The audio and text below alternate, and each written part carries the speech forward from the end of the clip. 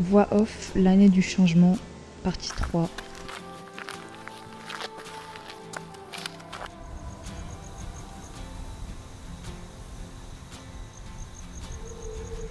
Tout a commencé sans que je m'en rende compte.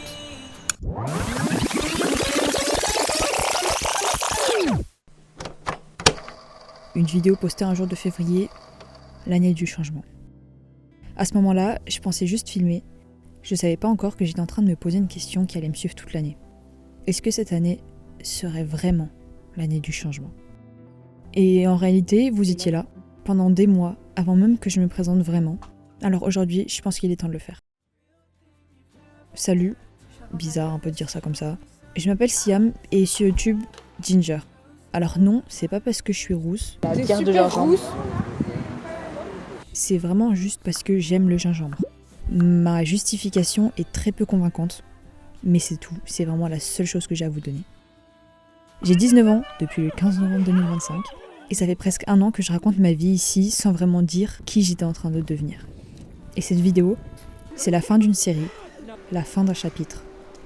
C'est l'année du changement, la partie 3, le bilan.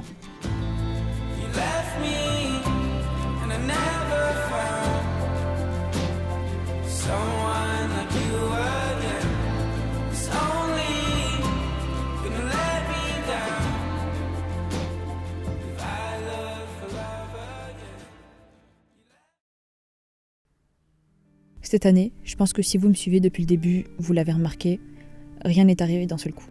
Elle s'est construite dans des petites scènes, petit à petit.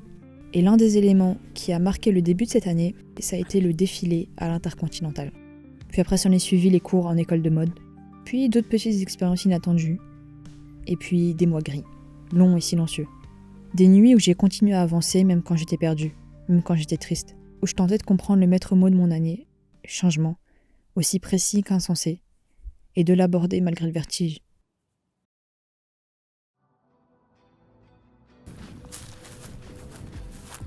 Cette année, j'ai surtout appris à être avec moi-même, à plus être en colère quand j'avais pas toutes les réponses, à accepter de ne pas comprendre tout de suite, et arrêter de m'inventer des rêves juste pour avancer. En toute transparence, et en toute humilité, s'il te plaît, j'ai atteint plus d'objectifs que n'importe quelle autre année de ma vie. Et ceux que j'ai pas atteints, j'ai choisi de pas les nommer.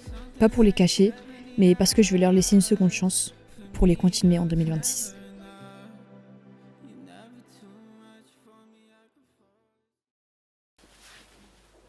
Le moment que tout le monde attend.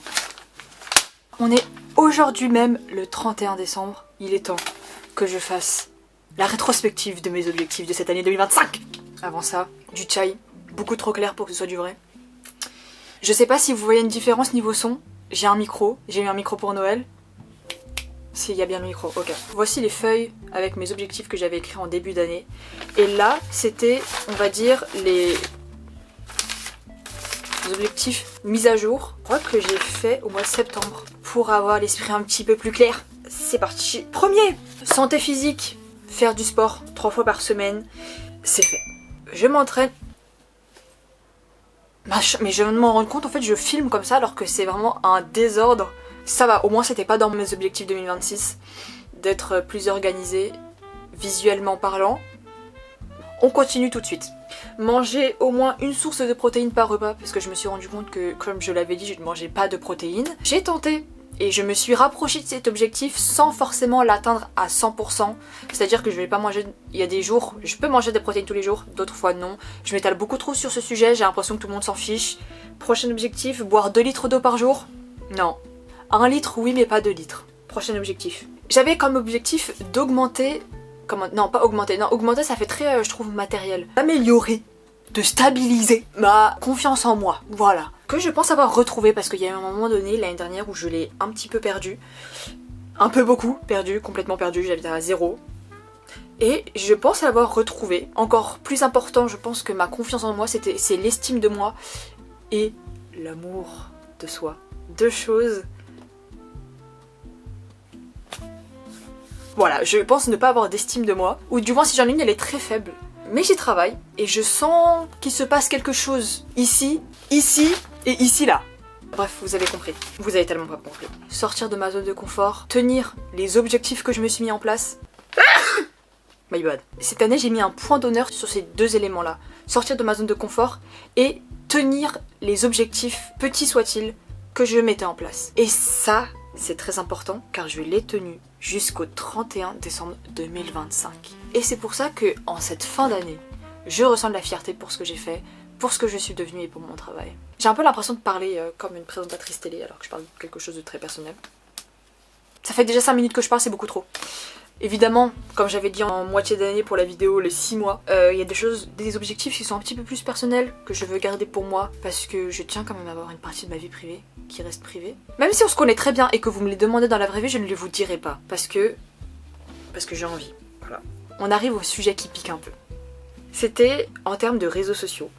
J'y ai complètement repensé mes objectifs par rapport aux réseaux sociaux, parce que quand j'ai vu entre le premier mois et le 6e mois ce qui s'est passé, j'ai tout refait en fait. Parce que j'étais delusional, j'étais complètement à côté de la plaque. Et donc c'était à la fin de cette année d'avoir 500 followers sur toutes les plateformes confondues. On va voir ça. Sur YouTube, je suis à 110 abonnés. Il y a eu un moment donné où j'ai stagné entre le mois de septembre et le mois de novembre. Je suis restée, je crois, à 98 abonnés pendant 2 à 3 mois. Du coup, novembre, j'arrive plus à parler. Sur Instagram, je suis à 247. Sur TikTok, je suis à 137. Et il y a beaucoup de 7, hein. Donc je panique.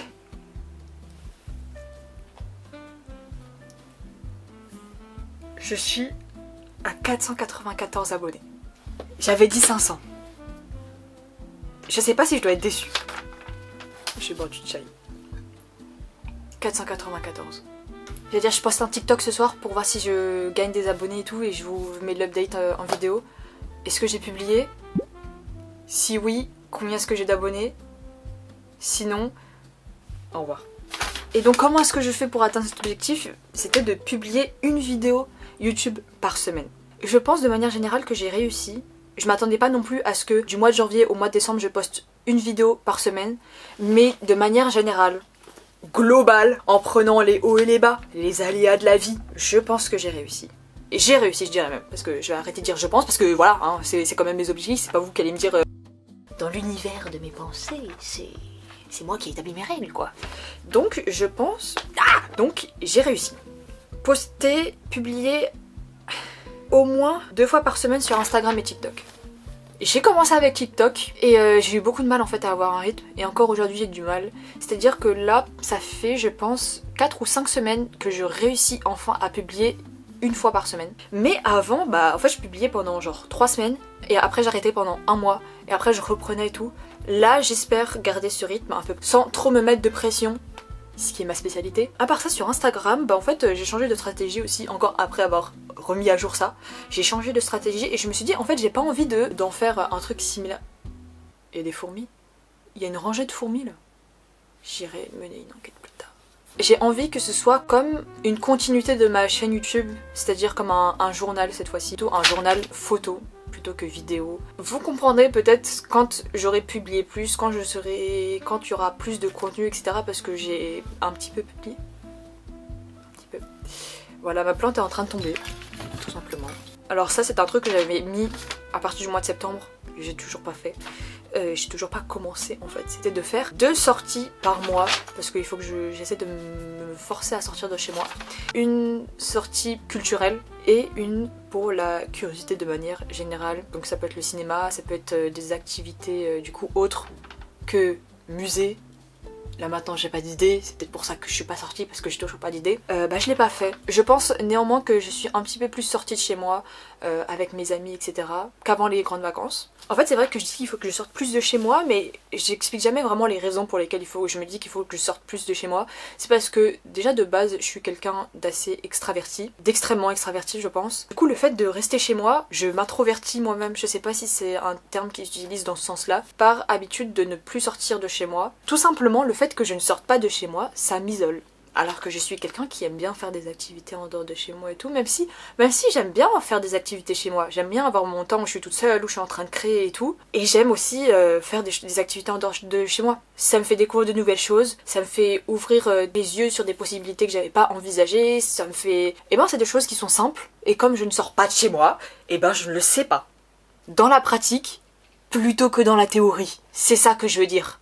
Le dernier, c'est quelque chose de très personnel, c'est un projet personnel qui peut-être un jour deviendra public. Et je veux qu'il devienne public, je l'espère du fond de mon cœur et du fond de tout ce qui me permet de penser que ce projet deviendra un jour public.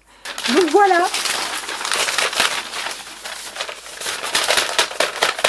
Voilà, on est le 31 décembre, je sais que je vais pas publier la vidéo le 31 décembre, du coup quand même, bon réveillon à vous en retard, bonne année 2026 en espérant que cette année soit une année qui vous ressemble un peu plus que l'année dernière, une année qui transcende les dimensions. En tout cas pour moi c'était une année très réussie. Je pense que je l'ai déjà dit dans la vidéo, mais c'est une année où j'ai réalisé le plus d'objectifs. Non pas dans la quantité, mais dans la qualité. Et ça, c'est important. Bonne année 2026 à tous. Et pour répondre à la question qu'on se pose tous, cette année était-elle vraiment l'année du changement ?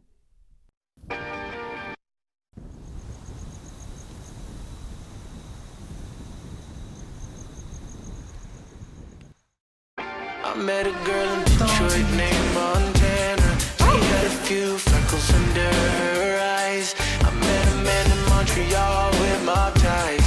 I stayed up all night in Amsterdam one time. I've seen a bunch of faces I'll never remember. I meet her when I sing it, I wish I could. My hands in outer space now, higher than ever. Can't wait to get back to my neighborhood. Put on my jacket to know how I feel. You see the jacket, yeah, and I see a shield. I'm leaving for a minute, I hope that you'll miss me. I promise that I'll come back home, my friend. I swear that if I could, I would take you with me and never have to come back home again. I'm ready for